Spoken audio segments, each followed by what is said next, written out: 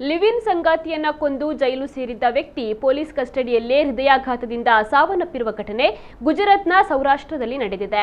ನರೇಂದ್ರ ಸಿಂಗ್ ಧ್ರುವೇಲ್ ಮಧ್ಯಪ್ರದೇಶ ಮೂಲದವನಾಗಿದ್ದು ಪ್ರೇಯಸಿಯನ್ನ ಕೊಂದು ಜೈಲು ಪಾಲಾಗಿದ್ದ. ಜೈಲಿನಲ್ಲೇ ಹೃದಯಾಘಾತದಿಂದ ಮೃತಪಟ್ಟಿದ್ದಾನೆ. ಇಬ್ಬರು ಕೂಡ 3 ತಿಂಗಳಿನಿಂದ ಜೊತೆಯಾಗಿ ವಾಸವಾಗಿದ್ದರು. ಒಂದು ದಿನ ಇಬ್ಬರ ನಡುವೆ ಜಗಳವಾಗಿತ್ತು. ಆ ವ್ಯಕ್ತಿ ತನ್ನ ಗೆಳತಿ ಪುಷ್ಪಾದೇವಿ ಮಾರವಿಯನ್ನ ಮರದ ಕೋಲು ಮತ್ತು ಬೆಲ್ಟ್ನಿಂದ ಹೊಡೆಯಲು ಆರಂಭಿಸಿದ್ದ.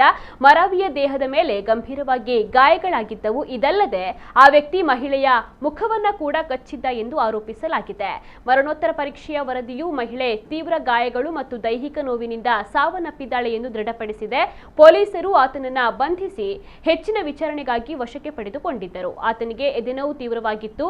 ಪೊಲೀಸ್ ಸಿಬ್ಬಂದಿ ತಕ್ಷಣ ಆತನನ್ನ ಸ್ಥಳೀಯ ಆಸ್ಪತ್ರೆಗೆ ಕರೆದೊಯ್ದರು. ತಪಾಸಣೆಯ ನಂತರ ವೈದ್ಯರು ಆತ ಹೃದಯಾಘಾತದಿಂದ ಮೃತಪಟ್ಟಿದ್ದಾನೆಂದು ದೃಢಪಡಿಸಿದ್ದಾರೆ.